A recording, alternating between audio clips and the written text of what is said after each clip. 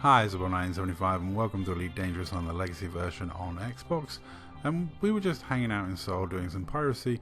Gowron popped on and he wanted to come and kill this guy in the cope cutter.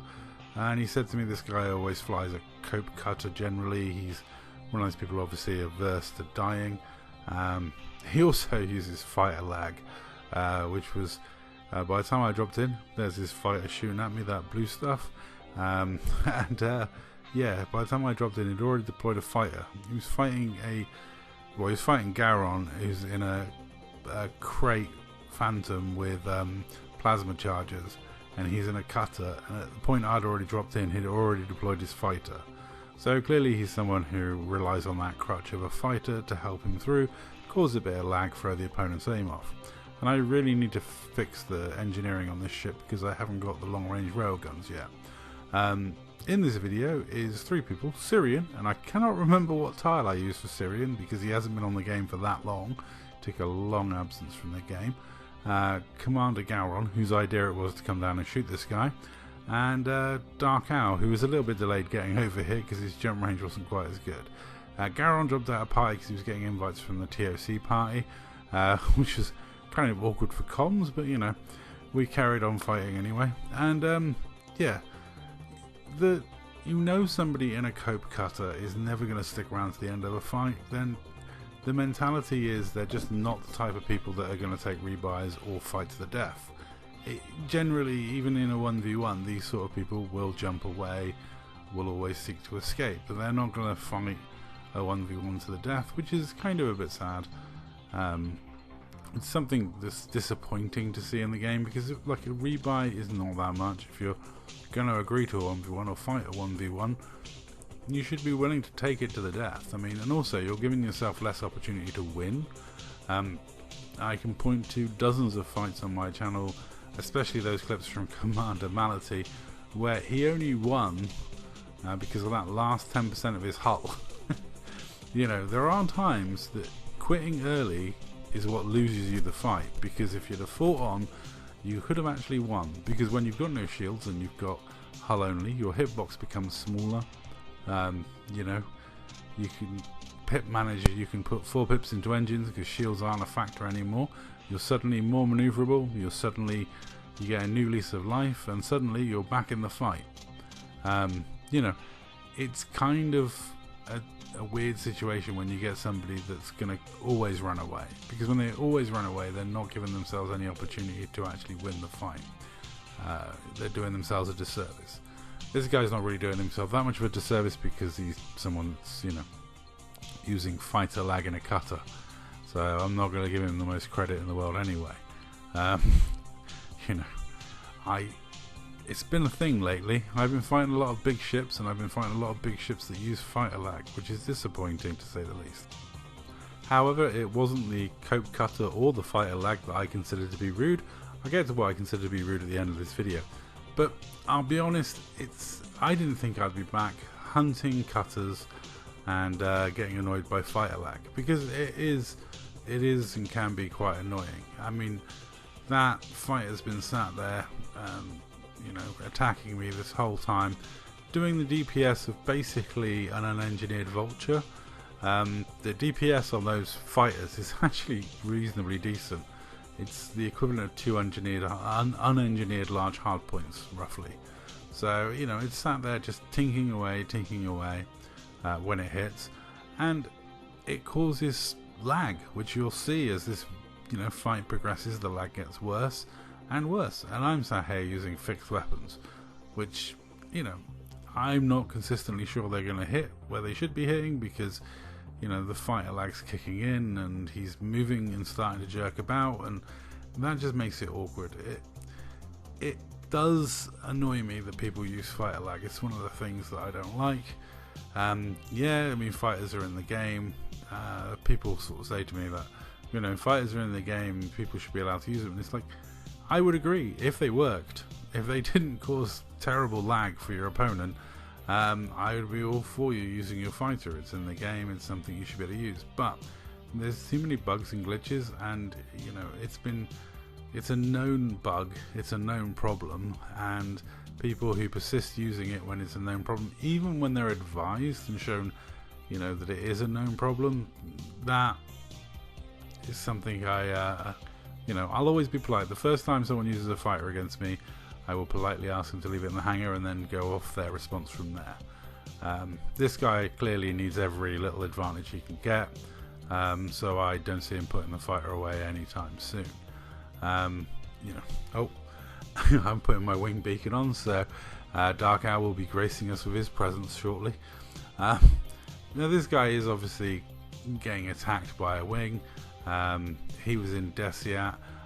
From what I understand, he ganks people in Desiat, and so, you know, we're ganking a ganker, but then we're also assisting Gowron, who's TOC, a kill anyone anywhere for any reason group.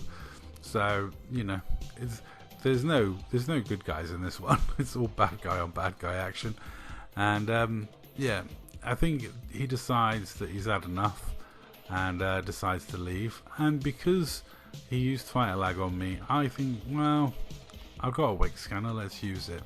Let's go give him a bit of a scare. You know, the wake scanner is not the best thing to chase people with, but it is fun to annoy people. And I'm just going to take an ad break and we'll be back when we're chasing him.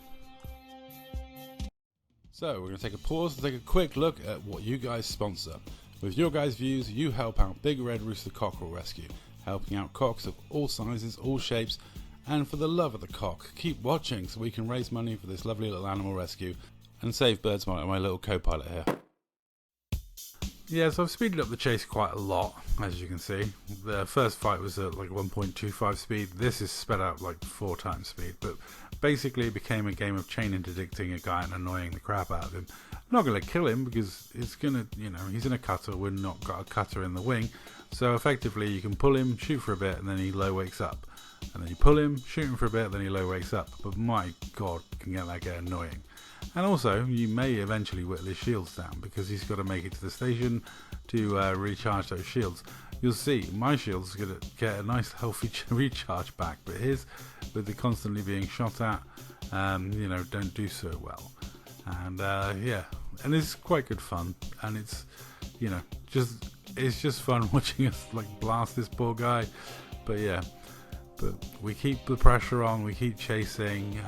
That's what this ship was designed to do, is to give chase to people.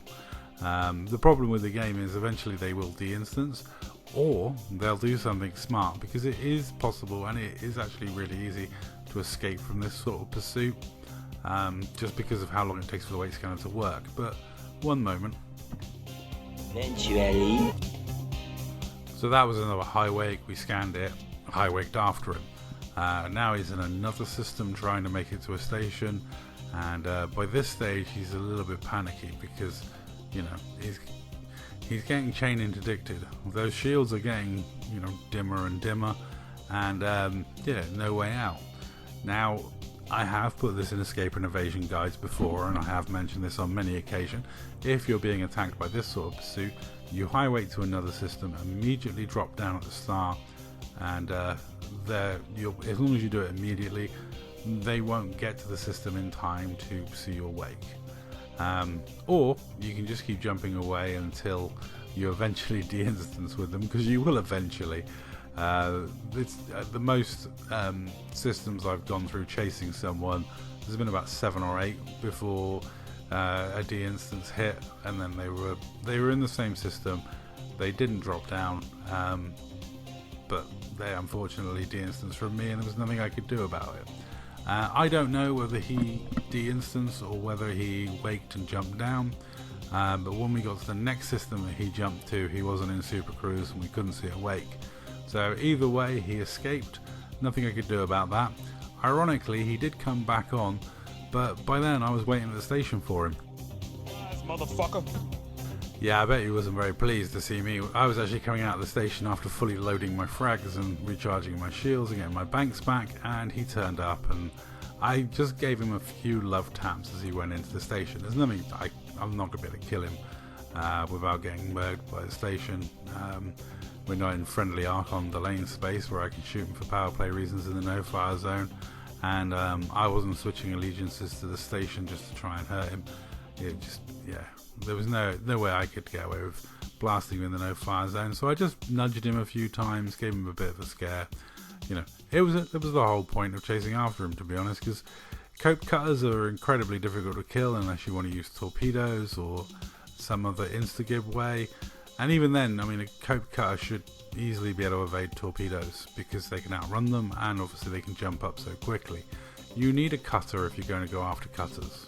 It's that simple. You need to be able to mass lock them, otherwise they're an absolute pain in the butt to kill. But the reason I say this guy is rude is just because when I sent him a GG, he never replied. And Garon did send me this footage afterwards. This is Garon's first time using Plasmac in months. He's been on that plasma charger hype train for a long time, and he's kind of pretty much been using them exclusively. But even in this fight, like I say, the guy starts running away, jumps out, and Garon ends up having to jump after him and interdicted him again because he low-waked up, and then Garon went after him, and then he high-waked away. So he's not even willing to stick around when it's a 1v1. And he's not someone that responds to GGs. Hang on. Eventually. Yeah, so this was cut into two parts because Garon had to jump back into Super Cruise, pull him again the second time, and go after him again. And the guy still just managed to escape. But, you know, fighter lag, using a cope cutter, and not sending a GG, it all adds up to just being a little bit on the rude side. And clearly someone was very afraid of dying in Elite Dangerous, which is kind of weird because there's no real penalty to it. Anyway, that's all for this video. Thank you very much for watching. Let me know what you think in the comments down below.